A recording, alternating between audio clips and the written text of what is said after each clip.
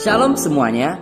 Pada hari ini saya akan melanjutkan penjelasan singkat yang kita akan ambil dari kitab 1 Timotius 4 ayat 12 yang berbunyi, "Jangan seorang pun menganggap engkau rendah karena engkau muda.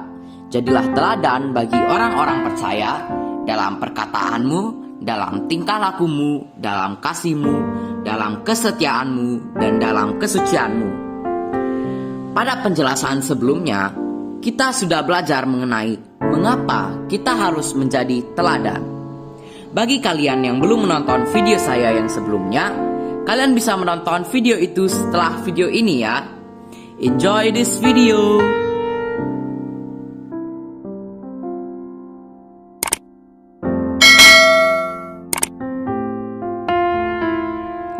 Pada penjelasan hari ini, saya akan menjelaskan cara agar kita bisa menjadi teladan. Ada beberapa cara untuk menjadi teladan, yaitu 1. Jaga perkataanmu. Banyak ayat firman Tuhan yang menunjukkan bahwa perkataan itu mempunyai pengaruh yang sangat besar. Seperti contoh Abraham, yang adalah partner Allah yang mendengar suaranya langsung, namun tidak memakai perkataan yang baik. Akibatnya, dia tidak masuk ke tanah perjanjian. Bisa kita lihat dalam Bilangan 20 ayat 8 dan 10. Musa hanya diperintahkan Tuhan untuk mengumpulkan orang Israel di depan bukit batu dan mereka akan mendapat air. Namun yang Musa lakukan sebelumnya, ia mencaci orang Israel terlebih dahulu. "Hai kamu orang-orang durhaka." Memang orang Israel keras kepala, namun bukan alasan untuk mencaci mereka. Sehingga Tuhan berkata, "Musa, kamu tidak menghormati kekudusanku." Mari kita membaca Efesus 4 ayat 29 dan Efesus 5 ayat 4. Kedua bagian firman Tuhan ini berbicara soal bagaimana menggunakan kata-kata yang baik, yang memberkati. Dan mari kita lihat satu bagian firman Tuhan lagi, yaitu Matius 7 ayat 12. Ayat ini menunjukkan bahwa standar yang kita pakai dalam menilai atau bertindak kepada orang lain akan dipakai kepada kita. Dan bila kita memahami kebenaran ini, saya yakin kita akan lebih banyak berpikir sebelum berbicara.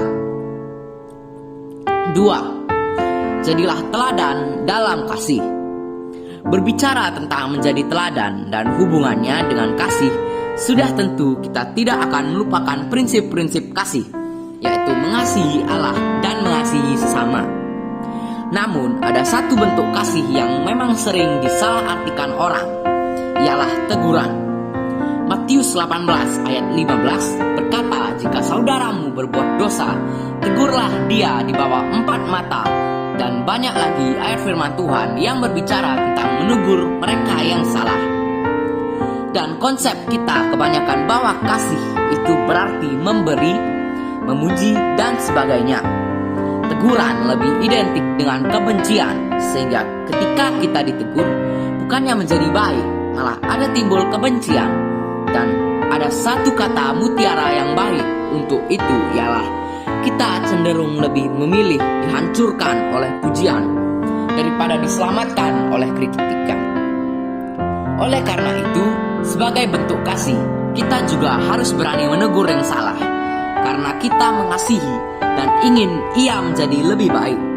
Namun tentunya setelah menegur, kita juga harus memberi solusi. 3. Menjadi teladan dalam kesetiaan. Kata setia ini identik erat hubungannya dengan tanggung jawab. Oleh karena itu, bagaimana menjadi teladan dalam kesetiaan ialah sikap bertanggung jawab kepada Allah dengan sikap hidup kita yang berkenan kepada Allah dan bertanggung jawab kepada sesama lewat melakukan dengan baik apa yang dipercayakan kepada kita. Dan Galatia 5 ayat 22 mencatat kesetiaan itu adalah salah satu bentuk dari buah roh. 4. Menjadi teladan dalam kesucian. Bicara soal kesucian dan kekudusan hidup seringkali menjadi hal yang tidak menarik bagi sebagian orang. Karena ada orang yang beranggapan bahwa yang harus hidup kudus itu hanya hamba Tuhan. kita masih hidup di dunia, jadi wajar saja kalau kita masih berdosa.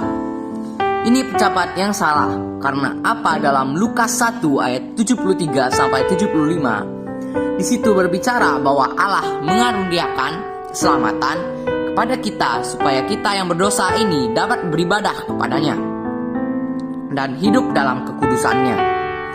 Ini tujuan Allah dalam karya penyelamatan, yaitu bahwa kita dapat hidup kudus di dalam hadapannya. Dan 1 Petrus 1 ayat 15 dan 16 berkata bahwa kamu harus kudus karena aku kudus. Kalau ada yang berkata hidup kudus itu sulit sekali, iya benar, sangat sulit, dan karena sulit kita membutuhkan anugerah dan pertolongan Tuhan untuk memampukan kita hidup kudus. Sebab jika kita melakukan tanpa mengandalkan pertolongan Tuhan, maka kita akan menjadi sombong rohani. Sebab itu, tetaplah berusaha untuk hidup kudus dengan senantiasa meminta pertolongan Tuhan. Jadi itulah seluruh penjelasan mengenai ayat Alkitab yang diambil pada kitab 1 Timotius 4 ayat 12. Thanks for watching this video. God bless you.